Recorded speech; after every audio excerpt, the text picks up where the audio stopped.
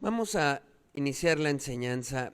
Hemos estado estudiando acerca del pecado y de hecho le pusimos a este ciclo de enseñanzas el pecado y sus consecuencias, y hemos marcado algunos puntos que muy brevemente retomamos otra vez por aquellas personas que nos visitan por primeras veces. Si ponemos la primera lámina, por favor. Uno de los puntos importantes que marcamos es qué es el pecado, porque mucha gente puede pensar que es como un virus o que se contagia o que se hereda, ¿no? Una situación. De hecho, hay una herejía que habla de eso, de que el pecado se pasa a los hijos y a los hijos, y de eso hablaremos más adelante, pero aclaramos qué es el pecado. Siguiente. Y dimos esas definiciones y las justificamos con la Biblia. El pecado es un acto consciente de la voluntad del ser humano. No es algo que hacemos inconscientemente o por descuido, sino bien consciente. Y ya así como muy clara la definición, el pecado es una transgresión a la ley divina. Es desobedecer la ley moral de Dios. La ley moral de Dios. Alguien que desobedece lo que Dios marcó como no levantar un falso testimonio contra el prójimo, lo desobedece, se convierte, bueno, peca contra Dios porque está transgrediendo esa ley, ¿no? Muy bien, ¿qué más hemos revisado en estos días? Siguiente lámina, por favor. Bueno, revisamos que el pecado es grave en gran manera. Grave porque implica muchas cosas, ¿no? Y dentro de ellas ofende a Dios. Y ofender a Dios no es cualquier cosa. Recordamos que pusimos un ejemplo, ¿no? Muy sencillo, donde un hombre insulta a un policía, luego insulta al jefe de gobierno, luego al presidente, y quizá terminamos con el presidente de los Estados Unidos. Y aunque fuera la misma ofensa, aunque sea lo mismo, la misma acción, nada más por habérselo hecho al presidente de los Estados Unidos implicaba una situación de castigo mayor. Bueno, imagínese hacer algo contra Dios. Cuando se transgrede su ley, se le ofende, se le insulta a Dios, y eso lo hace grave en gran manera. Y dimos una lista de varias cosas por las cuales es así el pecado. Es importante decir todo esto porque hoy en día tanta transgresión a la ley de Dios por todos lados, que uno puede acostumbrarse, ¿no? Y ver el pecado nada más como lo ve la gente, algo sencillo, parte del carácter del ser humano, o lo puede uno tomar como, no, pues esas son cosas naturales que pasan, no todos pecamos, algunos dicen. Muy bien, ¿qué otra cosa vimos? Siguiente.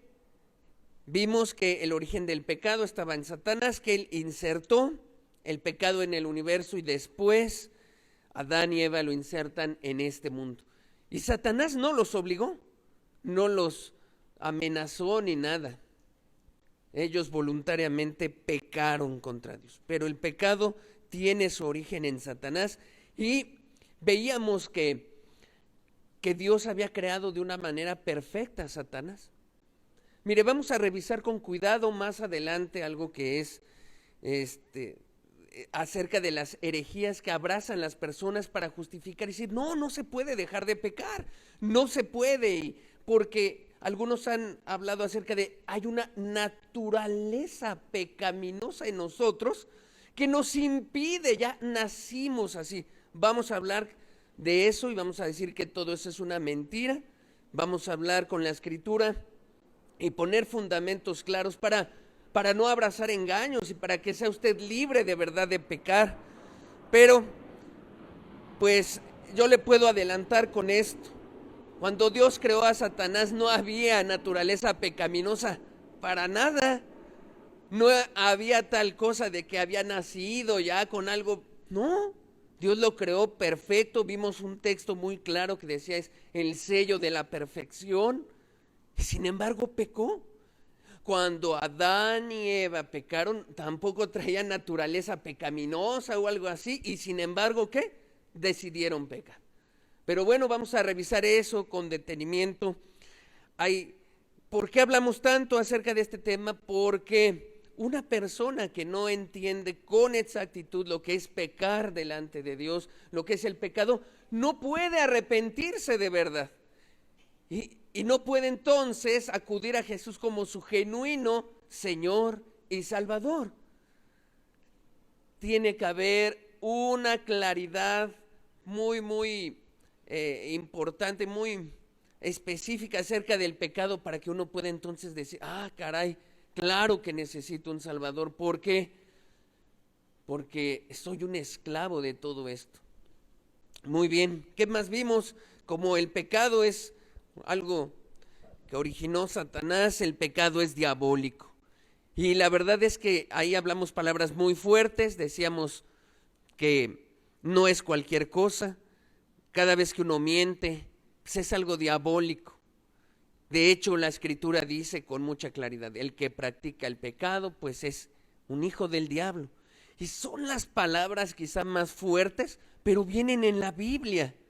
Así dice, para Dios, el que transgrede su ley y vive practicando eso, lo convierte no en un hijo de Dios. Y podemos decir, no, pero yo ya creí en Dios y ya oré. Pero si tú practicas el pecado, es diabólico. No eres un hijo de Dios. Ahora, son palabras fuertes, pero que traen verdad a nuestra alma y que entonces nos obliga a decir, bueno, ¿y cómo le hago para entonces dejar todo esto, no? Yo quiero ser un hijo de Dios. Ya empezamos bien, ya reconocimos lo que de veras hacemos. Y el último punto que revisamos fue el pecado es una unidad y su raíz es el egoísmo. Revisamos, pusimos un esquema de un árbol y por eso mucha gente dice, es que no se puede dejar de pecar, porque mira, yo ya dejé este pecado, ya dejé este, y mucha gente se la vive así, no tratando de dejar, y decíamos, es como cortarle las ramas al árbol, pero nunca vas a la raíz, nunca dices, no, lo que tengo que hacer es quitar el árbol, quitarlo de tajo, quitar ese egoísmo total, y entonces ahora sí, amigo, experimentarás la libertad de dejar de pecar. Mucha gente está atorada en religiones y en muchos lugares y sigue pecando, y a pesar de escuchar de Dios y aparentemente hay una libertad, pero ahí está, porque nunca les hablaron de que hay una raíz, que tú tienes una enemistad total contra Dios, que tú no quieres obedecer y que está atorado ese árbol en tu corazón y ese el egoísmo, ¿no? Muy bien, hoy con el favor de Dios vamos a ilustrar esto con un ejemplo. Todo, de alguna manera, estos puntos que hemos revisado, y vamos a hablar de un hombre importante. Siguiente. Hoy vamos a hablar sobre el pecado de David, el pecado del rey David. Y vamos a ir viendo un poco cómo sucedió que este hombre llegó, pecó, pero no se quedó ahí, empezó a más y a más y a más, y llegó a ser un monstruo tremendo. ¿Y dónde está la raíz? Y hoy, con el favor de Dios, quiero, así como le mostré hace 8 días que el egoísmo no es la raíz, hoy vamos a verlo desde otro ángulo. Porque hay mucha gente que dice, no, yo no soy egoísta.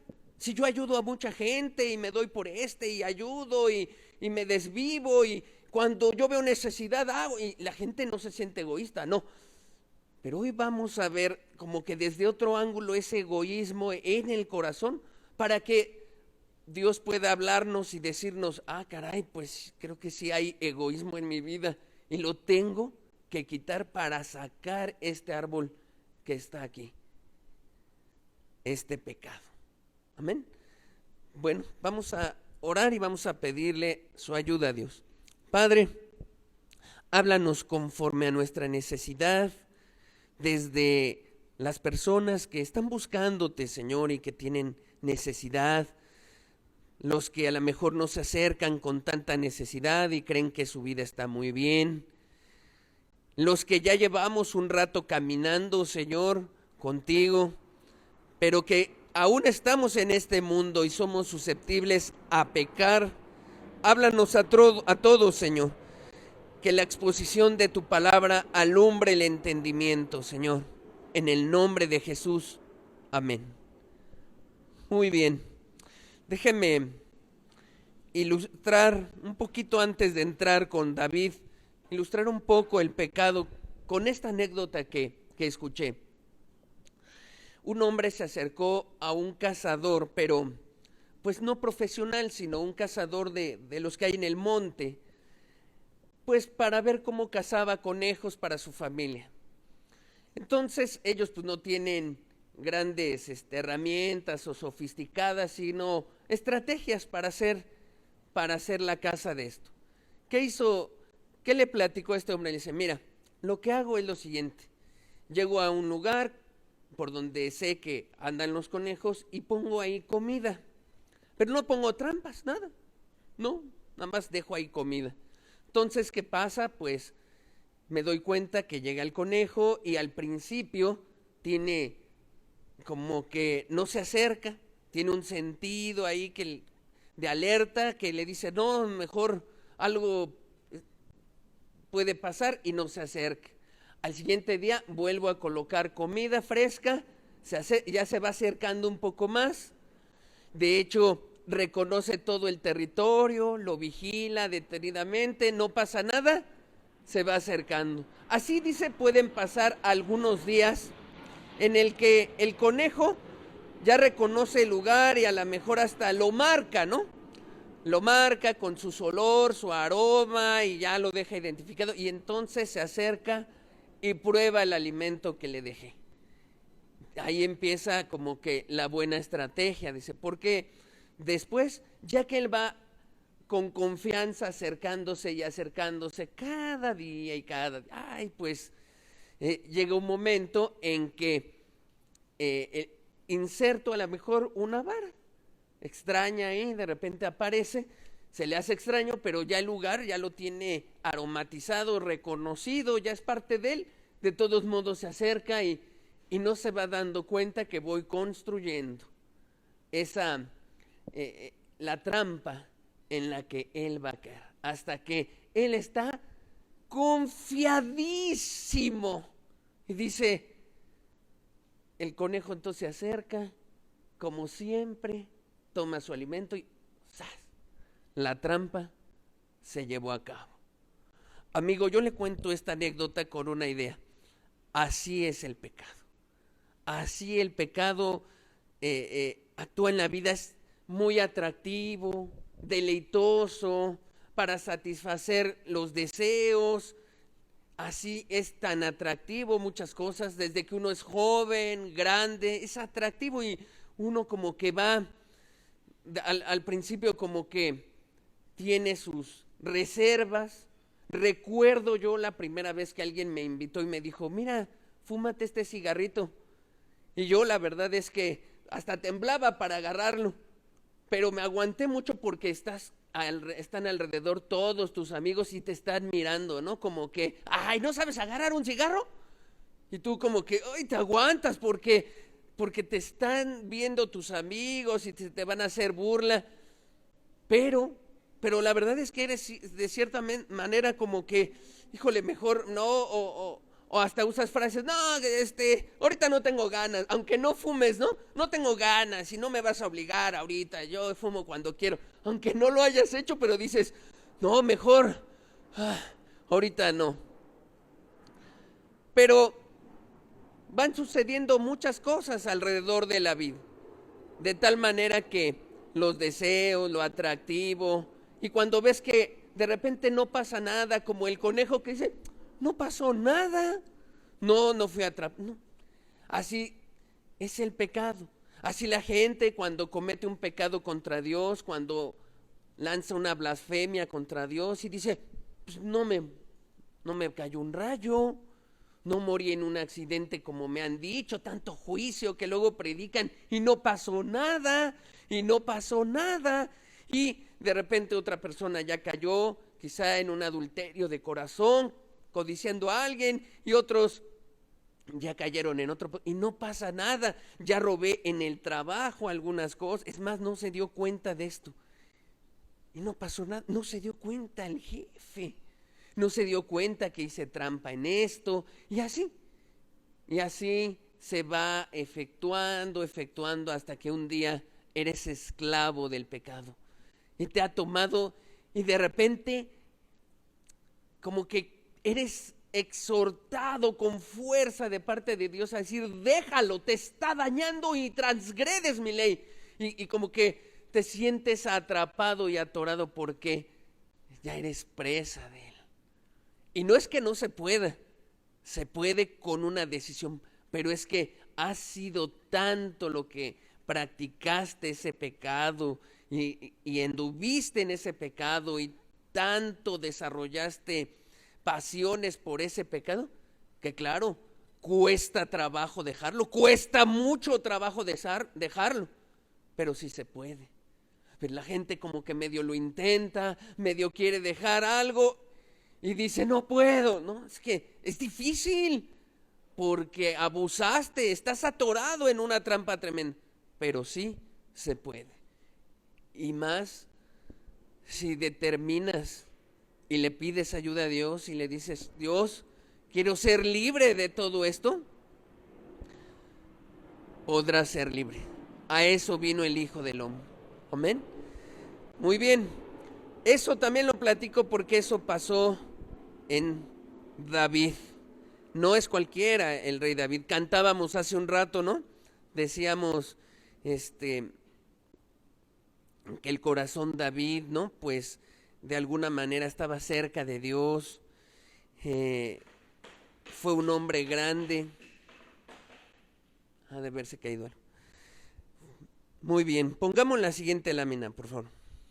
Ahí está. ¿Qué cosas rápidas tomamos del rey David? Bueno, fue un hombre muy fuerte.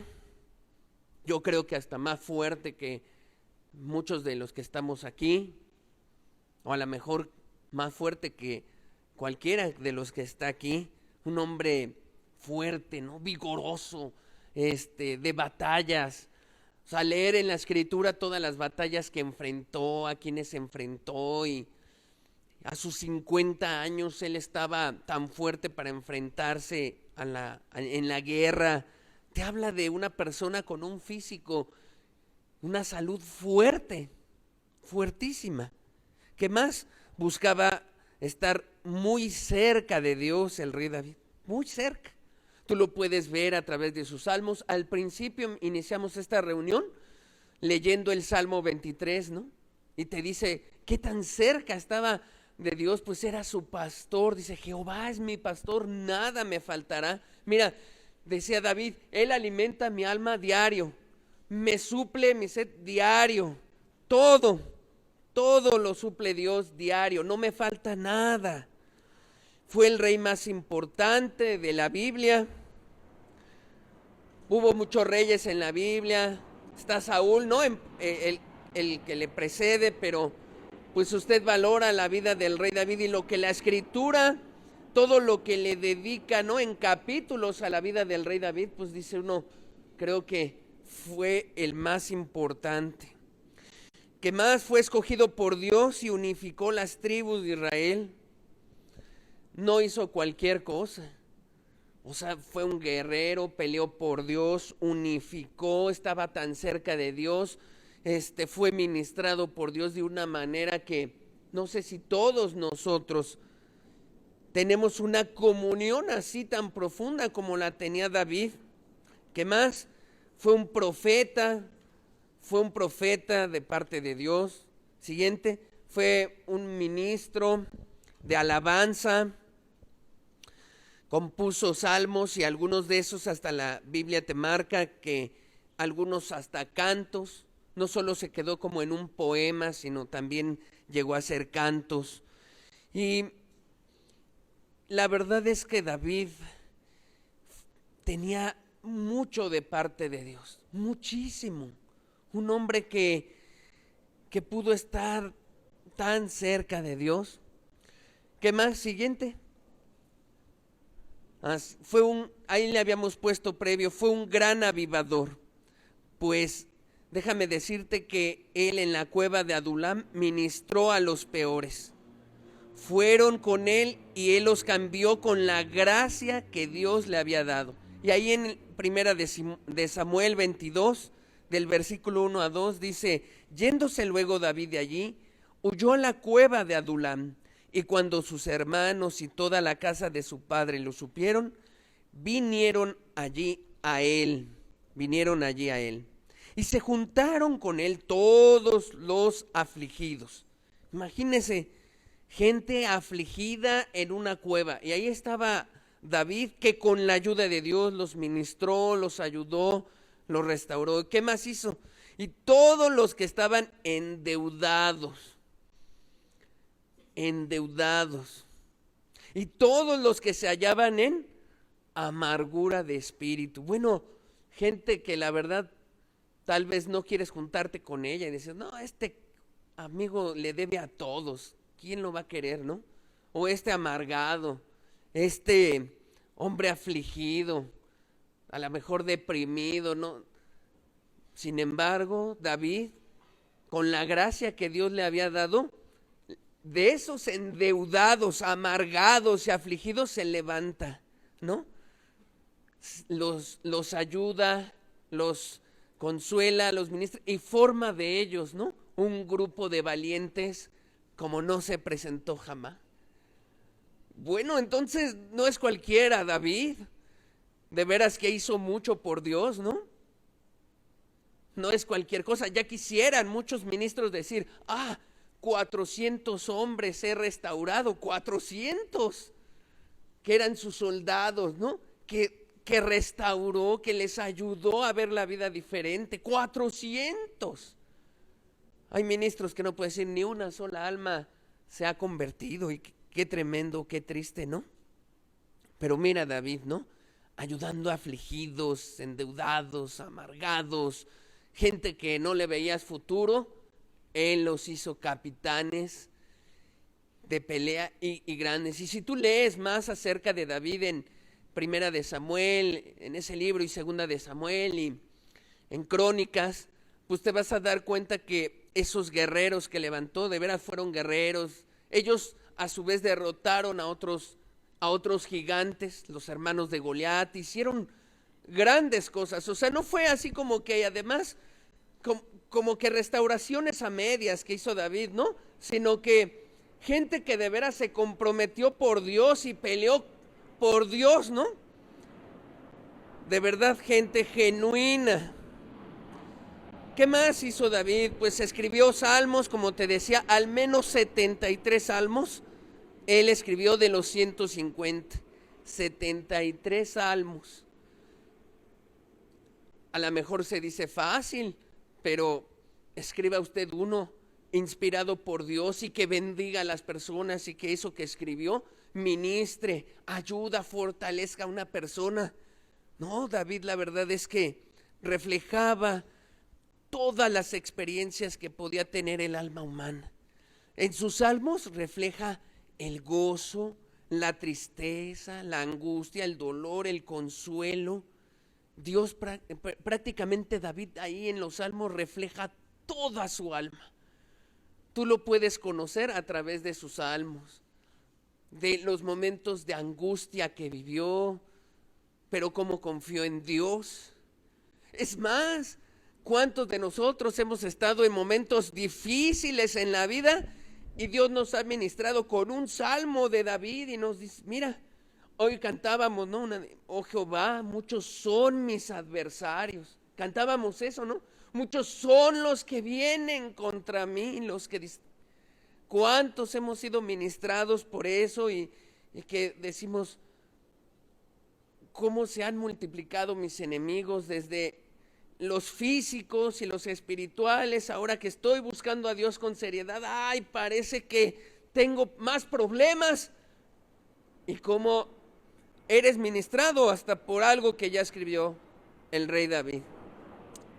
Fue valiente, su célebre encuentro con Goliat lo tuvo mientras otros eran unos cobardes, y fue valiente desde jovencito. Y pues a lo mejor se dice fácil, no, pues no, fue muy valiente, qué bueno, ¿no? Buena virtud. Pero le digo algo, le voy a decir algo muy, muy tremendo, ¿no? Yo creo que Dios está buscando hombres de verdad. Si hay algo que en las congregaciones está pasando en muchos lugares es que ha caído la masculinidad, lo varonil. Pocos hombres se convierten y buscan a Dios con pasión. Pocos hombres dicen, voy a hacer esto por Dios, como lo hizo David en su tiempo. Lo más triste es que se convierten en mujeres, y más son las mujeres que se acercan a Dios, y más, y más, y más. Mientras que son pocos los hombres que se levantan para decir, voy a luchar por mi hogar,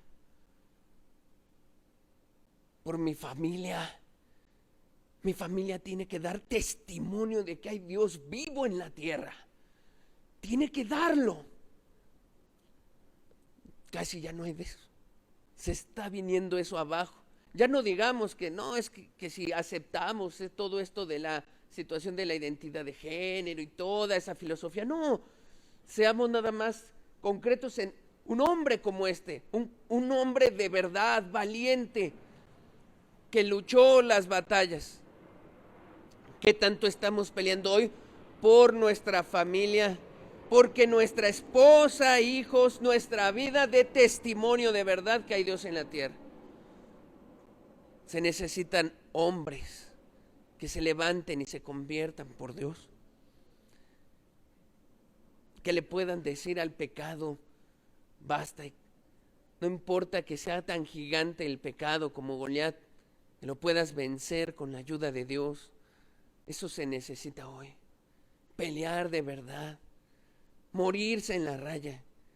A veces las personas piensan que, pues es que David iba, peleaba, Dios le ayudaba, pero sí, hay una parte que hace Dios, pero hay otra que nos deja a nosotros y tenemos que hacerla con entrega, pasión, con sudor, con ganas. Y yo no creo que nada más Dios llegó, metió su mano y dijo, listo, ya está gratis, David, solo empújalos y ya. Para nada. El cuate tuvo que desenvainar su espada muchas veces y seguro que tuvo cicatrices. La Biblia omite esos detalles, pero seguro tuvo cicatrices por la guerra, seguro que, porque no es cualquier cosa lo que fue y enfrentó, pero lo hizo por amor a Dios y enfrentó por amor al pueblo también. Se necesitan hombres que levanten a sus familias y den testimonio para que haya iglesias verdaderas, que entonces den testimonios, ¿no? Verdaderos de hombres valientes así. ¿Qué más tenía David? Pues creía en una teocracia. Aunque él era rey, él sabía perfectamente que el verdadero rey de la nación era Dios. Aunque él fue nombrado rey, desde que Saúl fue nombrado, prácticamente los teólogos dicen se acabó la teocracia, ya entraron los reyes, ya no gobernaba Dios. Tú ves la vida de David, cómo le decía, Señor, ¿quieres que suba? ¿Hago esto? ¿Hago aquello? Y ahí te dabas cuenta, realmente en esa época gobernaba Dios en muchas cosas. A lo mejor empezaban a pasar circunstancias del ser humano y cobraba impuestos y eso, pero había algo que todavía dejaba ver. En esa época gobernaba también Dios. ¿Qué más? Hay unos paralelos impresionantes con el Señor Jesucristo que tenía David. Ambos eran consanguíneos. De la línea de David nace el Señor Jesucristo. Ambos tenían un origen humilde. Ambos fueron de Belén. Ambos fueron reyes, uno de la tierra y otro del cielo. Y ambos de Belén. Pero bueno, hay que tomar las dimensiones exactas. Jesús es Dios, ¿no? Y el rey David, un ser humano, nada más. Hasta ahí. ¿Qué más? Bueno, mientras David se acercaba a manifestarle a Dios, a veces sus angustias y aflicciones, Dios le ministraba también su aflicción. Mire, otro salmo de los importantes que deja el rey David es el Salmo 22. Mire lo que dice el verso 1. Dice: Dios mío, ¿por qué me has desamparado? ¿Por qué estás tan lejos de mi salvación y de las palabras de mi clamor? Dios mío, clamo de día y no respondes, y de noche y no hay para mí reposo. Esas son palabras del rey David, y quizá las dijo, quizá, no lo sé, pero quizá las dijo cuando era perseguido por el rey Saúl para matarlo y que tenía que esconderse en un lugar y decir: Señor, no, o sea, ¿cuándo acabarás con esta persecución, no? Dios mío, Dios mío. Y en ese salmo, usted lo puede ir leyendo, este es el versículo 1 y 2, lo puede leer, y de momento, mientras va leyendo eso, cambia algo. Hay algo que de repente dices: ah, caray, ya no estoy, ya no parece que estoy leyendo a David, parece que estoy leyendo a otra persona. ¿Qué sucedió en ese salmo?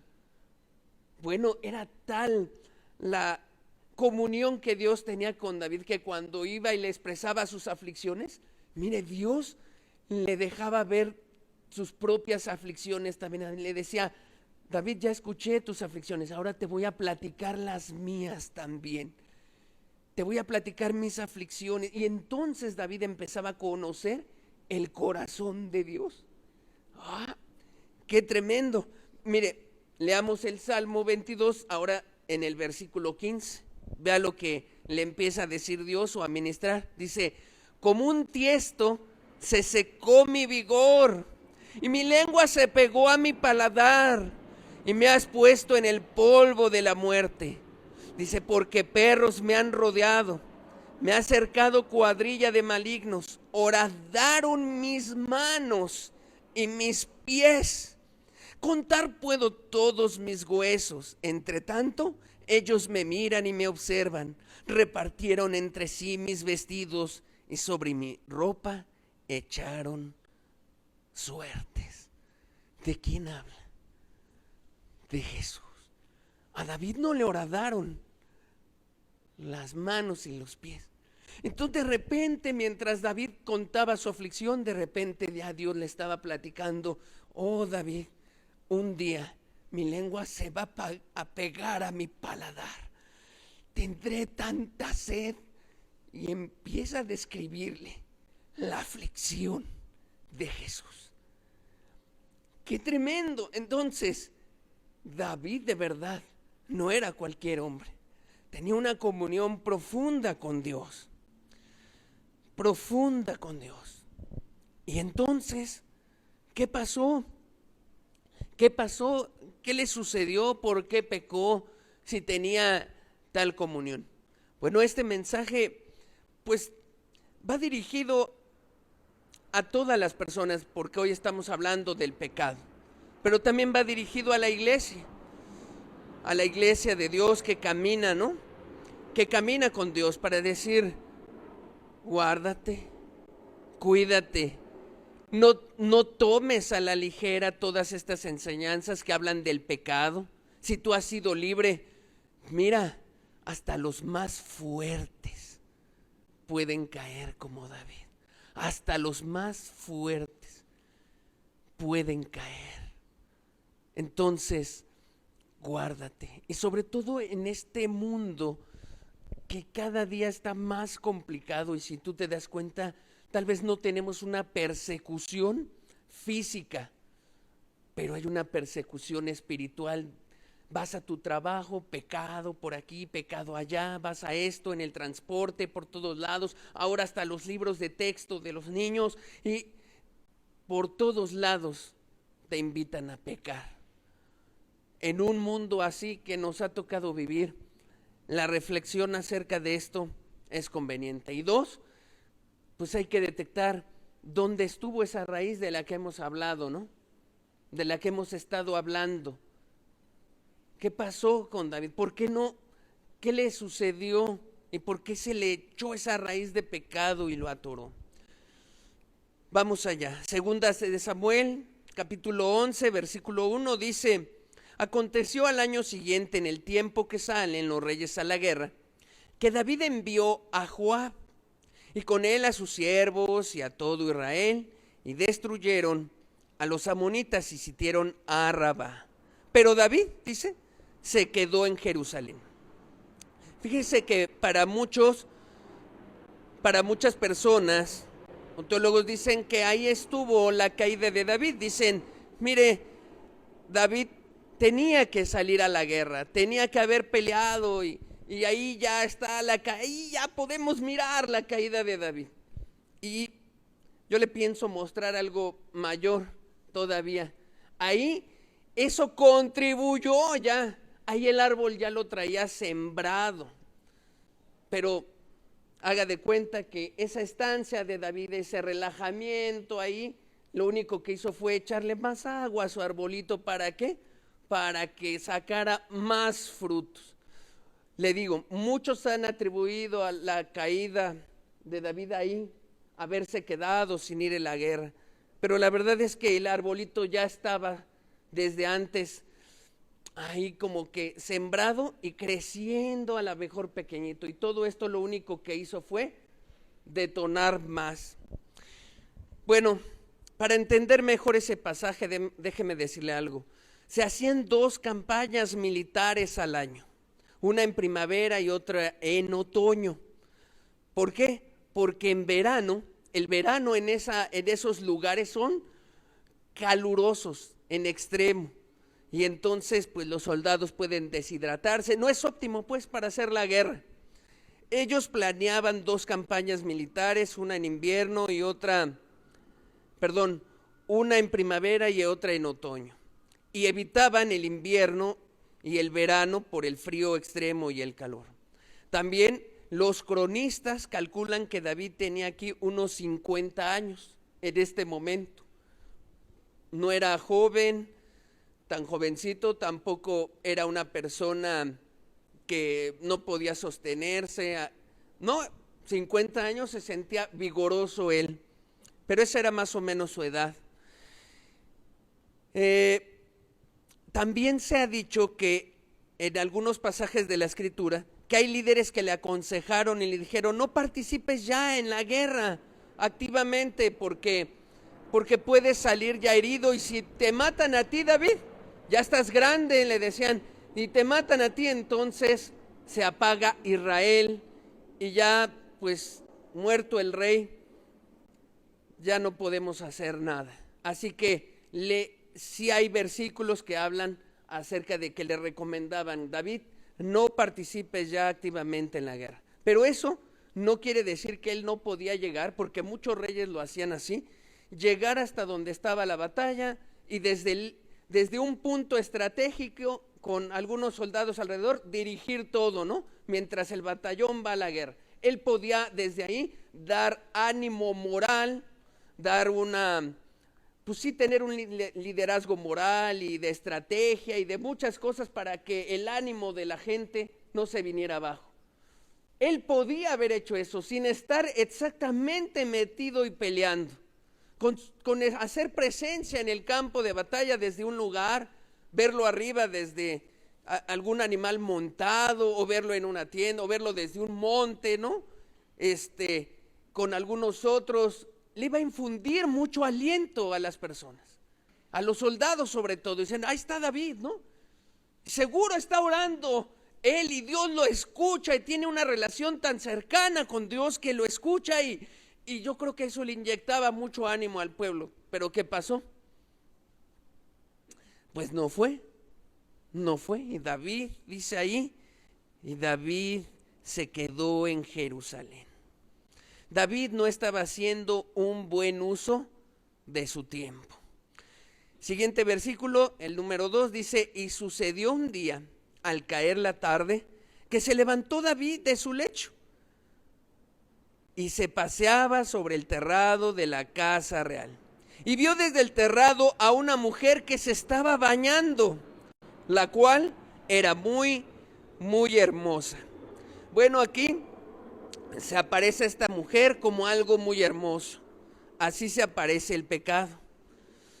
Así se aparece como algo muy hermoso. No se aparece como algo horrible, no.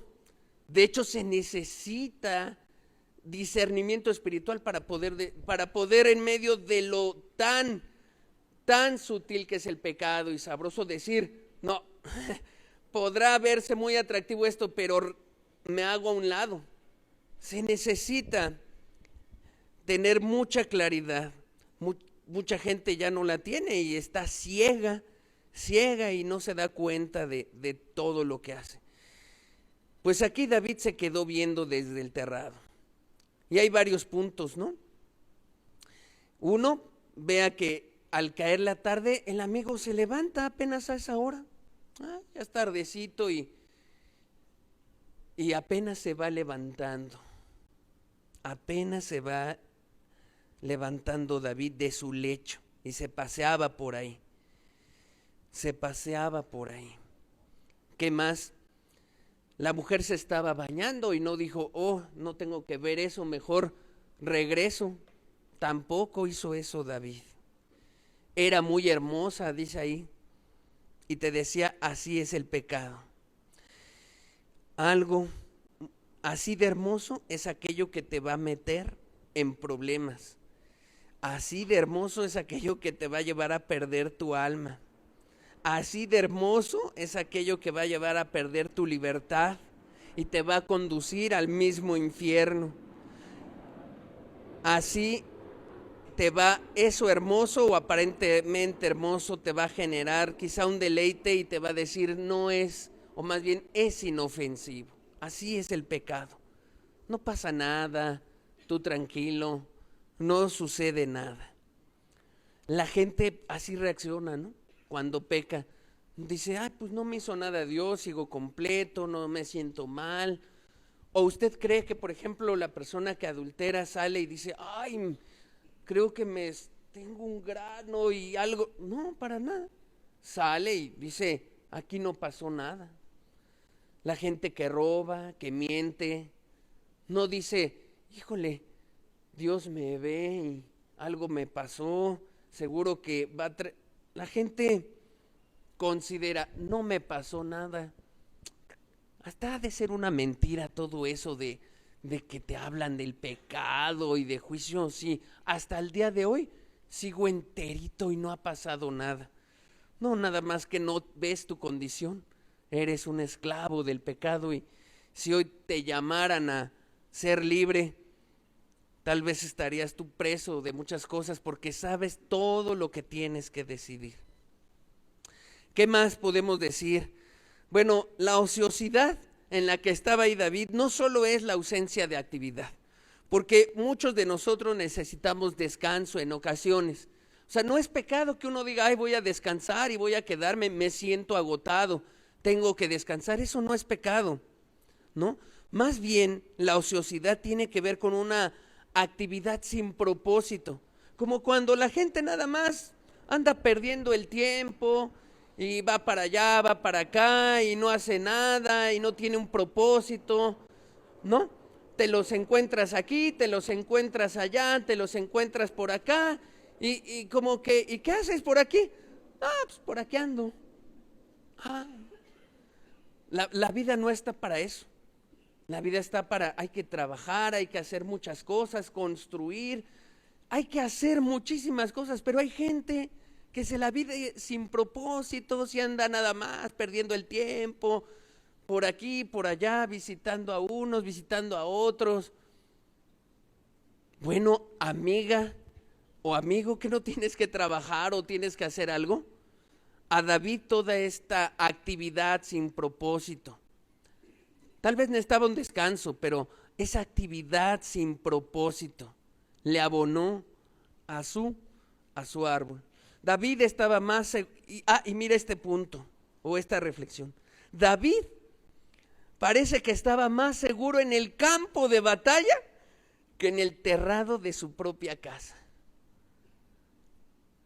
Mientras estaba peleando, pues no, pareciera que iba bien, no se desenfrenó. Y qué irónico, ¿no? Estar más seguro en el campo de batalla que en el terrado de su casa. Y aquí me deja una reflexión a mí. Perdone que lo diga, pero pues tengo que decirlo. Sobre todo ahora creo que mucha gente ahorita está alarmada con todo esto de los libros de texto, ¿no? Acerca de las cosas que traen, lo que quieren adoctrinar o las cosas perversas que traen ya esos libros y lo que algunos estados han pues han detenido y algunos han logrado y la gente está nerviosa. Mañana inician clases muchos niños en todo México y algunos están si se enfrentan o bueno, aquí quiero decir algo con esta reflexión de David. O sea, a veces no, miramos la seguridad de los hijos de una manera diferente. Esta frase, David estaba más seguro en el campo de batalla que en el terrado de su propia casa, no se refiere a una seguridad física, porque es claro que en la batalla podía morir y perder la vida, es claro, y en el terrado no. Esa seguridad más bien tiene que ver con la alma, lo espiritual. David estaba más seguro peleando por Dios y haciendo cosas que arriesgaban su vida que estando en el terrado, aparentemente seguro y sin nada, pero estaba arriesgando su alma de una manera. Ahora, ¿cómo lo aplicó eso con nuestros hijos o en nuestras familias o quizá para varias cosas? Amado, a veces a los hijos los queremos tener como seguros de muchas cosas, ¿no? Y decir, no, tiene que tener un futuro, tiene que tener escuela, tiene que tener esto y esto. Quiero seguridad, pero no buscas la seguridad espiritual para tu hijo, no la buscas. No buscas si es lo mejor o lo que Dios quiere. Lo que estás buscando es la seguridad, quizá económica, la seguridad para, pues, ahora, Dios no está peleado con eso. Yo creo que Dios quiere que nuestros hijos, sí, estudien, se preparen y sean profesionistas, y claro que lo quiere. Y que sean trabajadores y responsables. Pero hay muchos que a costa de, ¿no?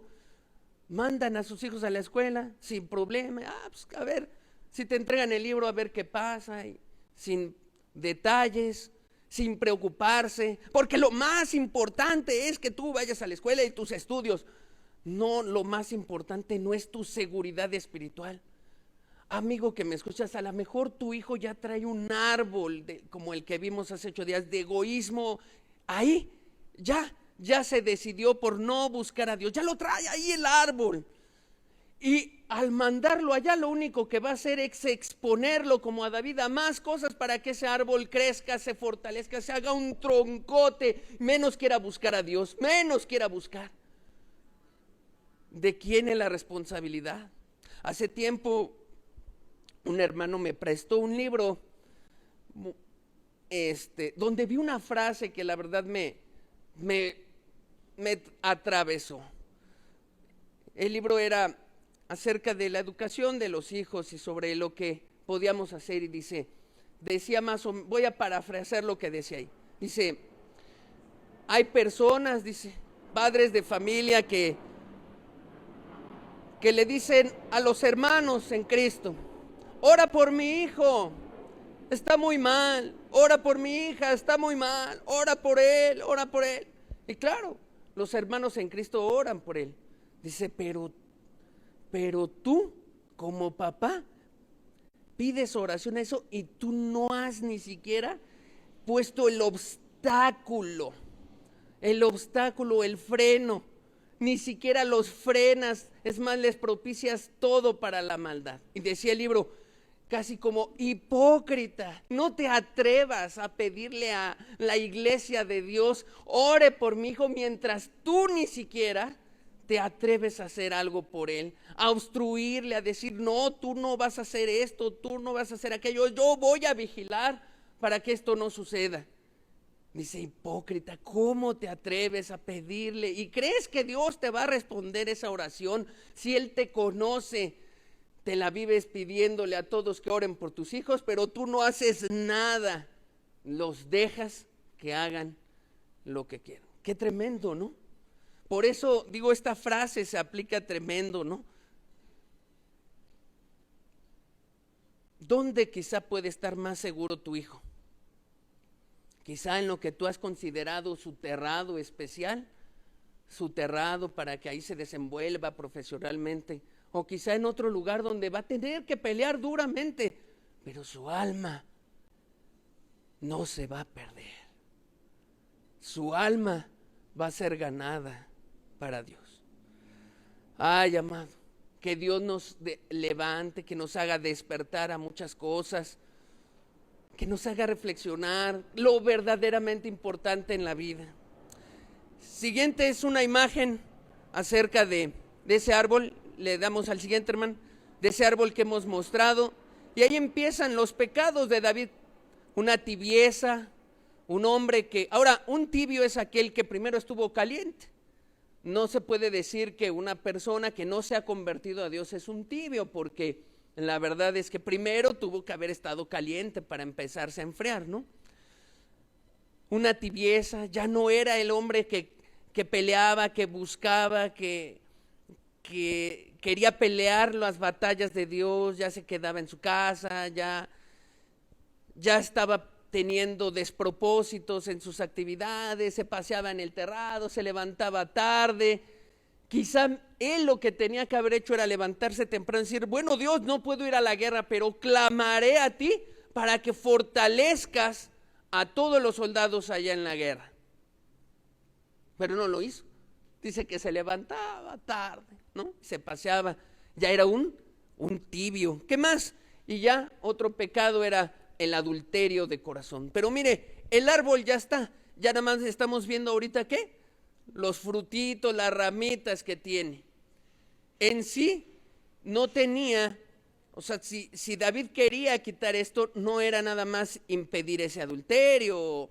Ay, no, otra vez ya le voy a echar ganas. Como algunos, ya le voy a echar ganas, ya me dijeron que soy tibio, mejor ya le echaré ganas. No, así no se quita el árbol. Uno tiene que ir a profundidad y a pensar, ¿por qué estoy así? Y ya hemos dicho, la raíz está en que no amas a Dios y que tienes la decisión de amarte a ti primero. Eso es la raíz. Muy bien. Siguiente, segunda de Samuel 11:3 dice, envió David a preguntar por aquella mujer y le dijeron, aquella es Betsabé, hija de Eliam, mujer de Urías Eteo. Déjame decirte que Eliam significa Dios de mi pueblo o el pueblo de mi Dios. De hecho, el abuelo de Betsabé era un hombre llamado Aitofel, uno de los consejeros del rey David, y ese hombre estaba lleno de sabiduría. Siguiente, segunda de Samuel 16:23 dice, y el consejo que daba Aitofel, el abuelo de Betsabé, en aquellos días era como si se consultase la palabra de Dios. Vea lo que dice. El consejo de ese hombre era casi como lo que dice la escritura, ¿no? No era cualquier cosa. El abuelo de Betsabé era un hombre lleno de sabiduría, así se le consideraba. Era un hombre que su consejo pesaba bastante. El nombre del padre de Betsabé era Eliam, que le digo es el pueblo de mi Dios. ¿Y de qué te habla eso? Pues de que los teólogos dicen, pues tal vez venía de una familia piadosa Betsabé. No era así como que cualquier mujer por ahí. O sea, tener un abuelo que era el consejero de David no es cualquier cosa. Venía de una familia que seguramente cultivó, que se preocupó, que abonó para su espiritualidad a esa mujer. ¿Qué más? Esa familia se veía piadosa, y generó una jovencita hermosa, la que llamaron Betsabé. Betsabé significa séptima hija o hija del juramento. Bueno, yo lo que puedo decirte es que esa mujer parece que tenía un propósito especial por sus padres, un propósito especial para la vida de ellos. Y aquí otra vez, perdone tanto que decimos hoy para los padres, pero es necesario. Aquí otra vez, como papá, tú tienes un propósito para tus hijos. Tú has visualizado como papá en qué área los ves sirviendo y entregándose por Dios. En qué área los ves y dices, es que mi hijo me lo dio Dios con un propósito. Nació con un propósito. Está aquí con un propósito y yo lo veo. O a lo mejor y no. A lo mejor y pues ya, pues está aquí porque está aquí. Tuvo que estar aquí. Dios no lo hizo así, amado. Dios te entregó un hijo. Cada uno Dios lo tejió de una manera especial y te entregó a uno que tiene un propósito especial, muy especial en su vida. ¿Cuál es? ¿Estás trabajando? ¿Apoyas a Dios para que ese propósito se cumpla en tu hijo? ¿O ya lo tronaste? ¿Ya lo desviaste? ¿Ya truncaste ese propósito? ¿Ya hasta lo destruiste? Qué tremendo, ¿no? Dios tenía un propósito seguro con Betsabé. Y seguro su abuelo, su padre y sus familiares estaban pensando en un buen propósito. Pero el pecado destruye todo. Tal vez Dios quiere hacer una cosa enorme con tu hijo. Tal vez es el próximo que va a liberar a muchos niños, como en el corto que un día les pasé. Tal vez es un próximo ministro o evangelista, un predicador o pastor. Tal vez es el próximo jefe de una casa hogar. O tal vez, pero no por decir algo más bajo, sino algo honorable, es el próximo padre de familia de un hogar piadoso, de un hogar que de veras dé testimonio de que hay Dios en la tierra. ¿Qué has hecho con tu hijo o con tus hijos? Qué tremendo. Segunda de Samuel 11:3 dice: envió David a preguntar por aquella mujer y le dijeron, aquella es Betsabé, hija de Eliam, mujer de Urías Eteo. Subrayé ahí Urías Eteo. Bueno, ¿qué podemos decir de ahí? David fue informado que esa mujer ya era casada. No estaba en desconocimiento. Tenía claridad de que eso, que él ya la había visto bañándose, ya la había codiciado, ya había cometido un adulterio de corazón.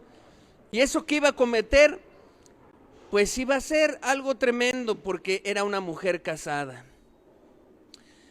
¿Qué más podemos decir? Siguiente, hay un mapa rápido para decirte ahí en las flechitas te dicen que los heteos eran extranjeros a Israel.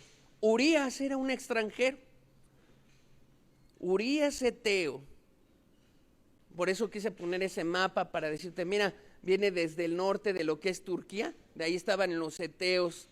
Urías Eteo era un extranjero.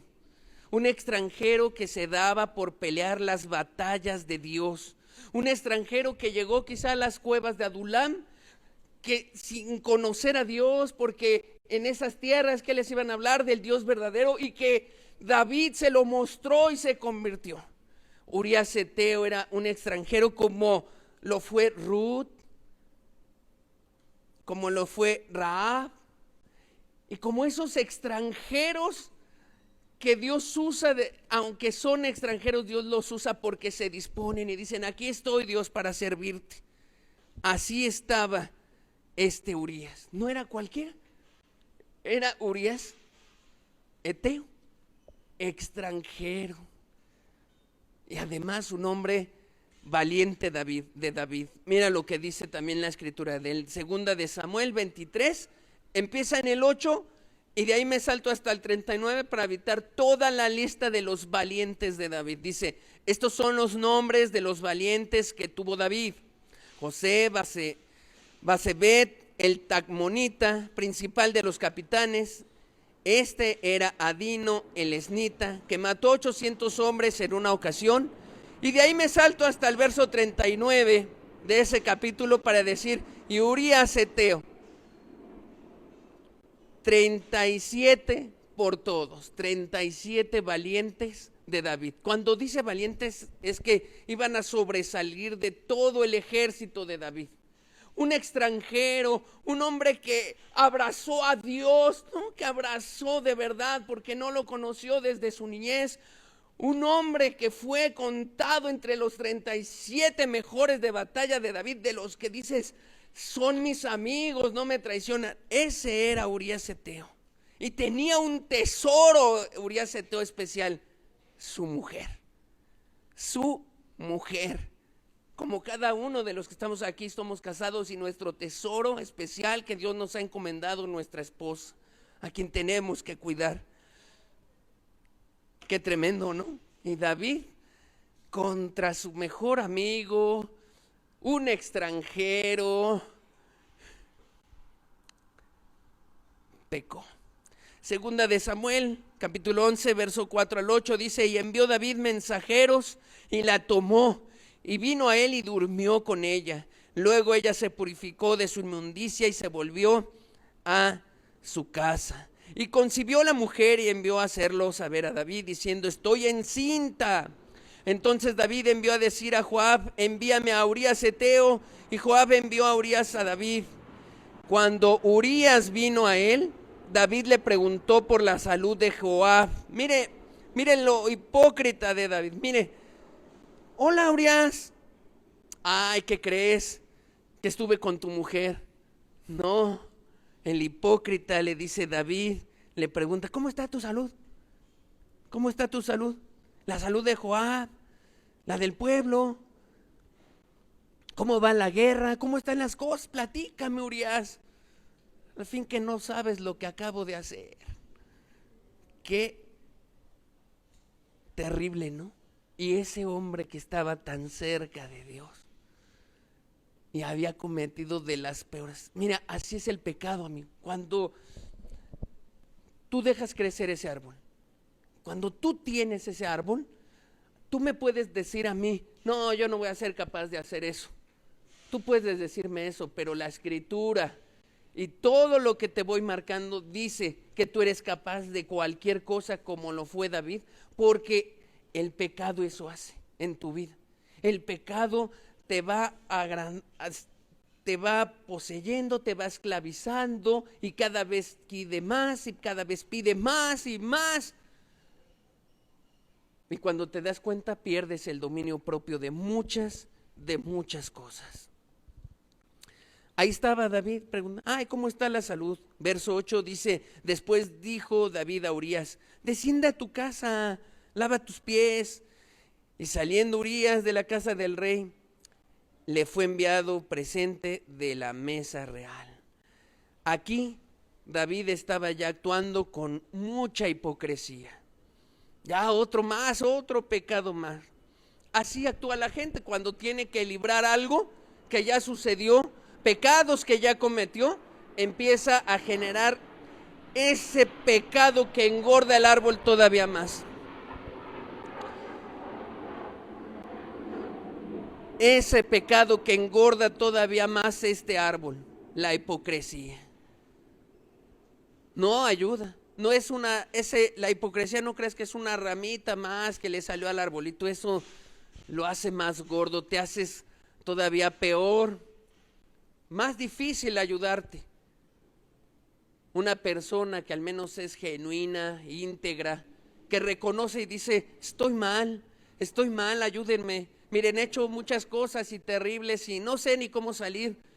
Pues a ese le puedes ayudar más fácil a arrancar todo su pecadote y su egoísmo, que al hipócrita que te dice una cosa, hace otra y que oculta todo.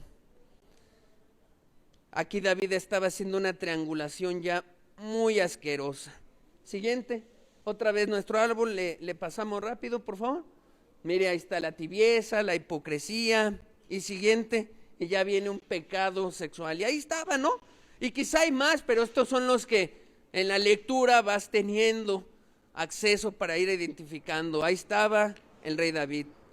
David había sido un hombre lleno de justicia, bendición y santidad, pero ahora era un tibio que había dejado las batallas, un codicioso, un adúltero y un hipócrita.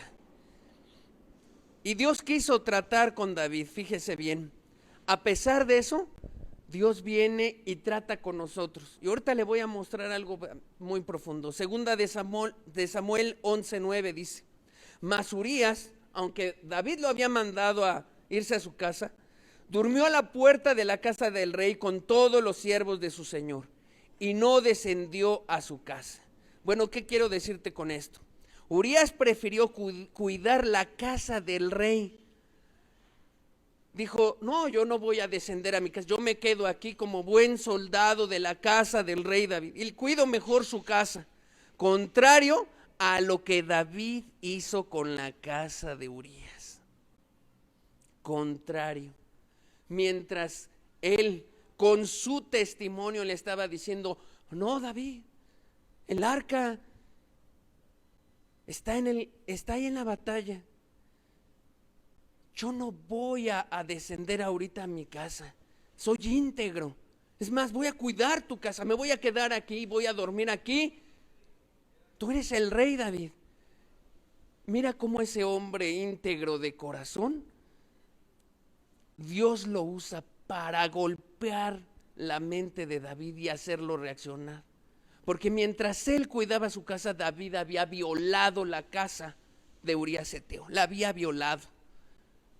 Qué terrible. Y te digo algo, creo que esto Dios lo usa en nosotros. Dios siempre nos trae un Urías a nuestra vida. Dios se encarga de traernos un Urías, un hombre de buen testimonio, un hombre que puede decir soy fiel a Dios, y te lo trae para confrontarte y para decirte por vida tuya que no te haré daño, que lo que busco es el bien tuyo de parte de Dios. ¿Y cómo es el corazón pecador?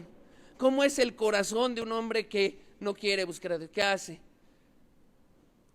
Traiciona, deshace a esa persona. ¿A cuántos? Yo reconozco que Dios en mi vida ha puesto a muchos Urías, a mucha gente. La puso antes de convertirme, puso gente que con su testimonio, ejemplo, estaba ahí para decirme, sí se puede ser fiel a Dios, sí se puede. Pero hay gente que, ¿cómo golpea, no? Amado, reflexiona en esto. Tal vez tu esposa es el Urías que Dios te ha puesto. ¿Y cómo la has tratado? ¿O la has traicionado? ¿O esposa que estás aquí? Tal vez el Urías que ha puesto es tu esposo y se ha conducido bien, íntegro. ¿Y cómo quieres pagarle? ¿Cómo quieres pagarle?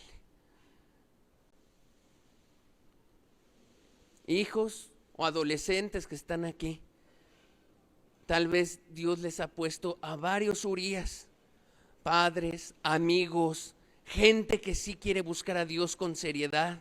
¿Y cómo pagas? ¿Cómo pagas? Siguiente.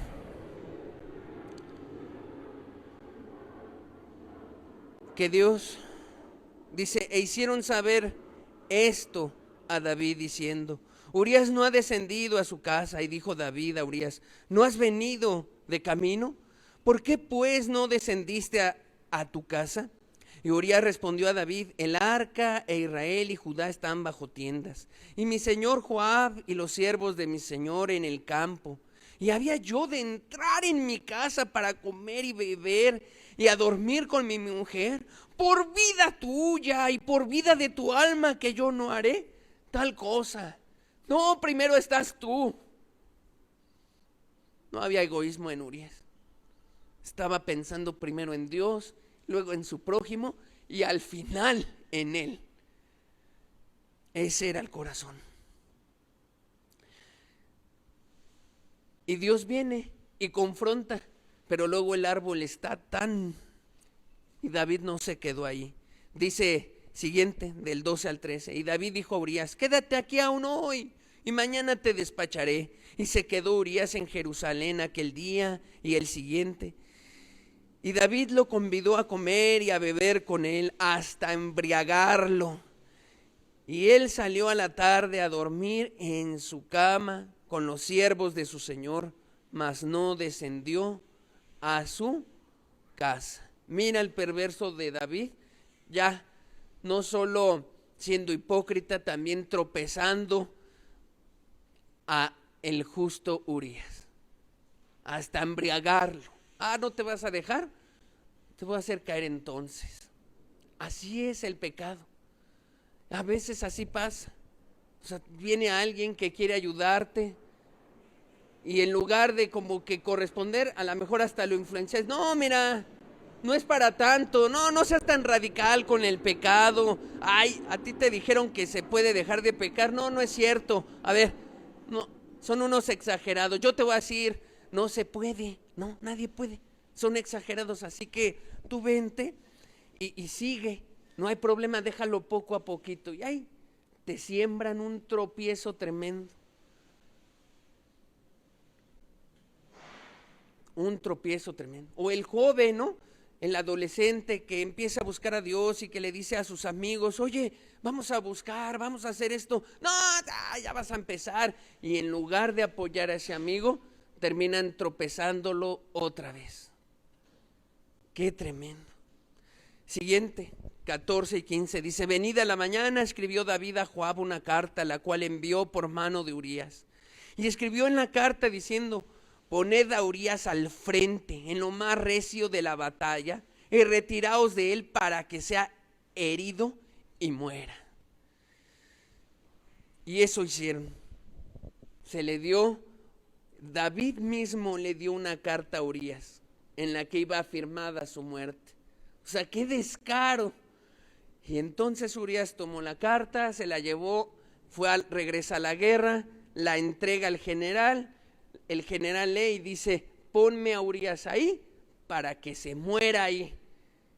Y así yo no tuve que hacerle nada, la hizo el enemigo. Por eso Dios después le va a reclamar y le va a decir, porque hiciste que mis enemigos blasfemaran. O sea, ¿cómo mandó a su propio amigo a que lo mataran los enemigos de Dios? Los enemigos de Dios. Qué tremendo. Qué tremendo. No solo fue un homicida, sino pues una persona que traiciona y que además hace que el nombre de Dios sea blasfemado porque lo entrega a los enemigos de Dios. A los enemigos de él. Verso 26 dice, oyendo la mujer de Urías que su marido Urías era muerto, hizo duelo por su marido.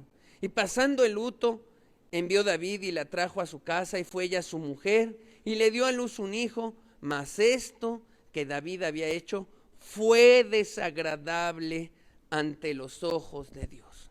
Dios sí se da cuenta, dijimos que él mira las intenciones.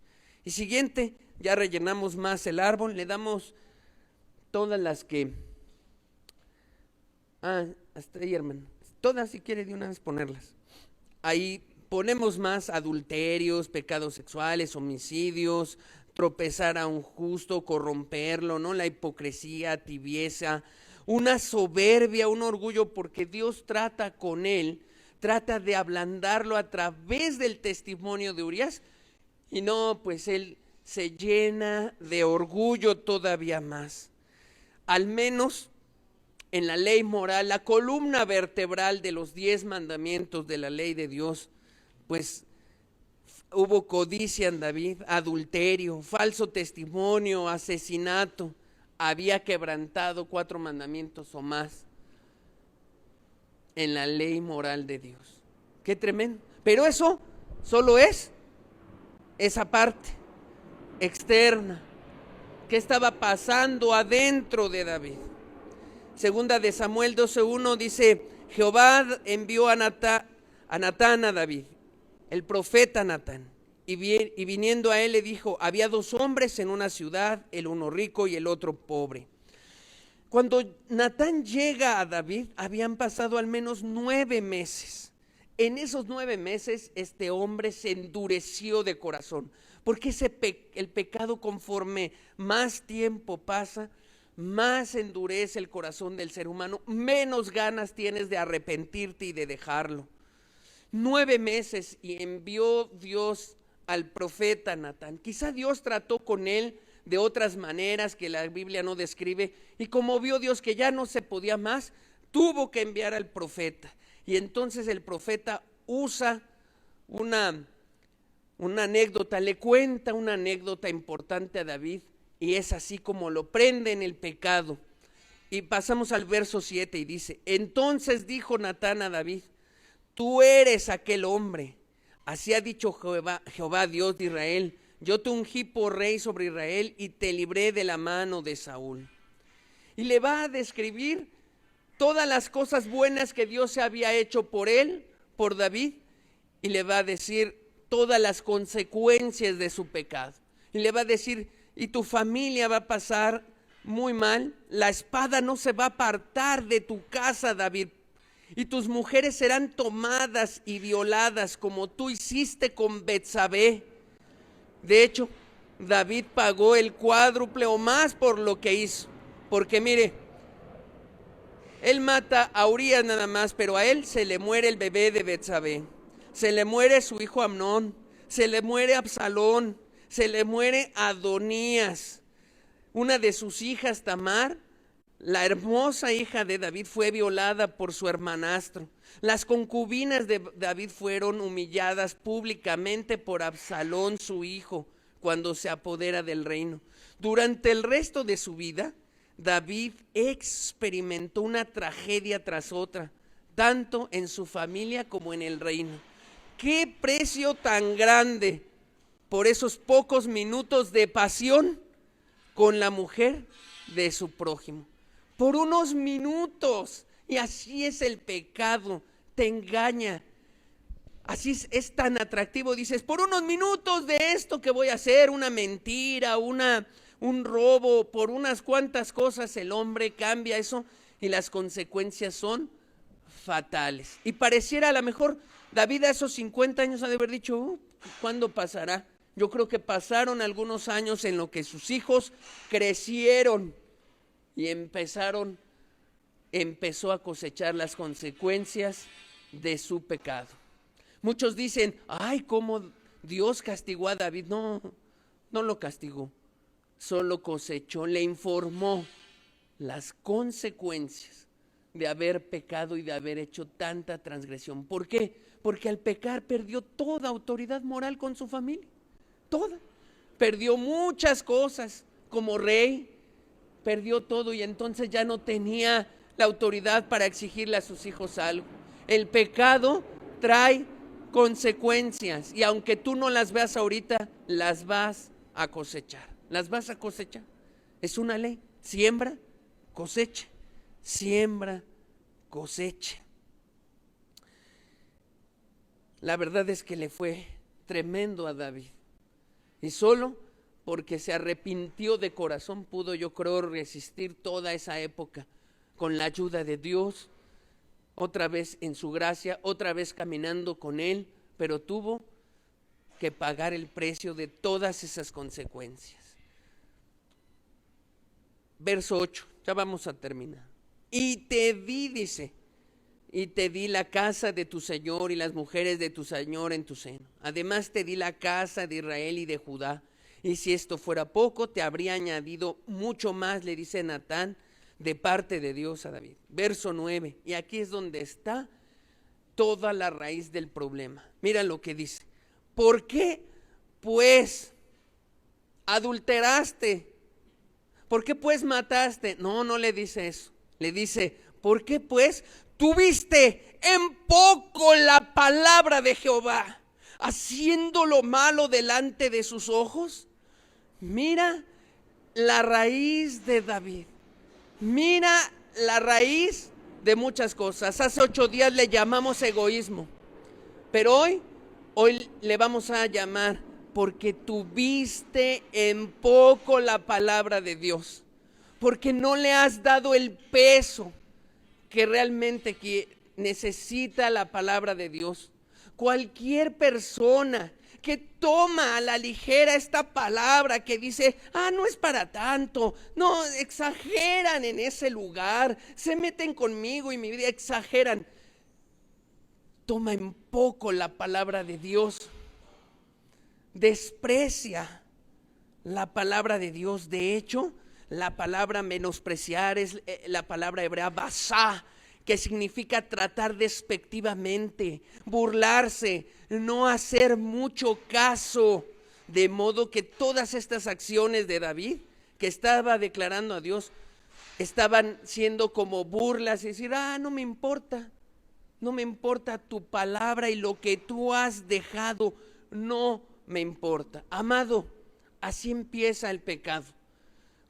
Y así empezó en Eva, no le importó. De Eva también podemos decir, porque tuvo en poco las palabras de Dios cuando dijo, de tal árbol no comerás. Cuando tú tomas en poco lo que Dios te deja en su palabra, cuando ya no te importan cositas que no, es que son exagerados, no lo que diga un grupo de personas o un ser, sino lo que la Biblia dice. Cíñete a lo que dice la Escritura, y si lo dice la Escritura,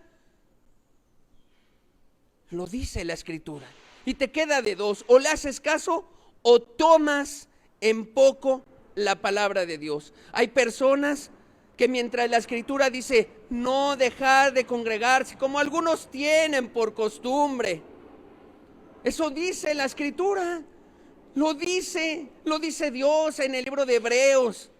¿Y qué hace mucha gente? Toma en poco y dice, yo voy a hacer en mi casa, voy a hacer esto. No es tanto que queramos verte en un lugar reunido, no es eso. Es cómo tratas a Dios, cómo tratas su palabra, cómo tratas lo que la Escritura dice. Eso es lo que pasó en David. Ahora, fíjate bien, Números capítulo 15, versículo 30 al 31. No creas que nada más el profeta Natán ahí lo dijo y ya. Mira, dice, mas la persona que hiciera algo con soberbia, así el natural como el extranjero, ultraja a Jehová, esa persona será cortada de en medio de su pueblo. Verso 31, por cuanto, ¿qué? Por cuanto tuvo en poco la palabra de Jehová. Desde el libro de Números con Moisés ya Dios venía tratando. Ay de aquel que toma en poco mi palabra y menosprecia mi mandamiento. Enteramente será cortada esa persona, su iniquidad caerá sobre ella. Porque si tú quieres ver el egoísmo desde otro ángulo, se traduce como tomar en poco la palabra de Dios, no hacerle caso, no obedecerlo. Dios ha puesto su nombre y su palabra por encima de todas las cosas.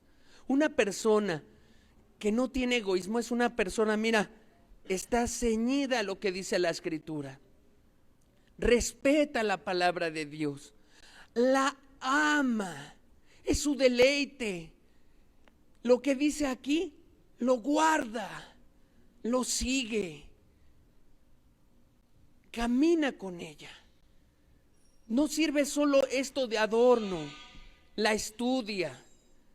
Una persona que no toma en poco su palabra, leerá, estudiará la Escritura día con día, no porque yo lo diga, sino porque dice, yo no tomo en poco tus palabras, oh Dios, para mí son verdad y son dirección y son todo. Pero hay personas que si les preguntas, ¿has leído la Biblia? Ni la han leído. Ahí está la raíz de todo. Ahí está la raíz de muchas cosas. No te ha importado lo que dice la Escritura. No te importa nada de eso. Ahí está, por eso hay mucha gente que no sale a flote. porque ya quitó todo, pero, a lo mejor, no, yo, sujetarme a mi esposo, ay, por favor, no, yo no voy a hacer eso, que primero se convierta y después lo haré, o el esposo, yo, serle fiel a esa mujer que me deshonra, o los hijos, si mi papá ni busca a Dios y yo, no. La gente solo está mirando su propio bien, así lo que él piensa que está bien, con soberbia y con todo. No mira lo que pide Dios, lo que pide Dios. Toma en poco su palabra.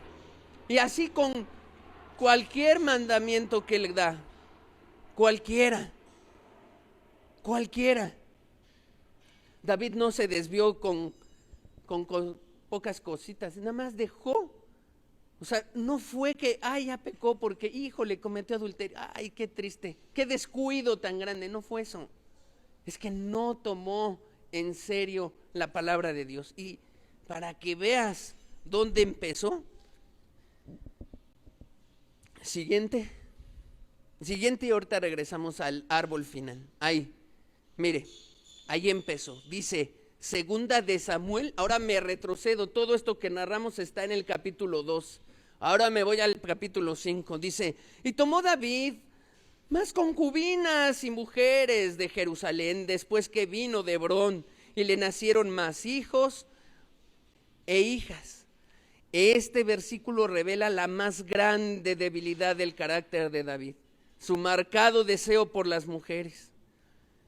Bueno, ¿por qué digo que empezó desde antes? Deuteronomio, capítulo 17, versículo 15 al 17, dice, ciertamente pondrás por rey, está hablando Dios a Moisés, por rey sobre ti al que Jehová tu Dios escogiere. Muy bien. De entre tus hermanos pondrás rey sobre ti, no podrás poner sobre ti a hombre extranjero que no sea tu hermano. Verso 16. Está hablando Dios acerca de los requisitos y de a quién se debe considerar como rey. Verso 16, pero él no aumentará para sí caballos, ni hará volver al pueblo a Egipto con el fin de aumentar caballos, porque Jehová os ha dicho, no volváis nunca por este camino. Y verso 17, ni tomará para sí muchas mujeres, para que su corazón no se desvíe, ni plata ni oro amontonará para sí en abundancia. Dios desde Moisés había dejado muy claro, el que esté de rey, digo yo, Jehová, que no tomará muchas mujeres para sí. Y a David no le importó. Y a lo mejor, pero ¿a poco por algo tan, pues sí se valía, ¿no? A lo mejor dirán algunos, dice exactamente. Y desde ahí empezó quizá a tomar con poco, decir, no, bueno, una más, ¿no? Yo creo que no he llegado a las tantas que pide Dios, una más. Y Dios sabía, porque Dios, si te da un mandamiento, no es porque te quiere ver infeliz. Dios te da un mandamiento para librarte aún de tu propia carnalidad, sensualidad, de tu propio egoísmo. Y Dios le dejó muy claro a David, mira, obedece esto, es por tu bien. Todos los reyes van a tener esto. Pero no lo hizo. Y finalmente sembró un árbol en su corazón. Uno donde no me importa tu palabra, Dios, solo me importa lo que yo quiero. Quiero muchas mujeres. Y ese árbol creció y creció y se hizo un monstruo. Ahora sí, terminamos con el esquema. Ahí está todo el árbol de David. ¿Quieres quitar ese árbol? Ya ahora lo presentamos más claro. No tomes en poco la palabra de Dios. No tomarla en poco es obedece exactamente lo que dice aquí. Lo que dice esta palabra. Lo que dice aquí. Si aquí dice algo, obedece. No lo que dice un hombre ni un grupo, lo que dice aquí la palabra de Dios. Revisemos la escritura.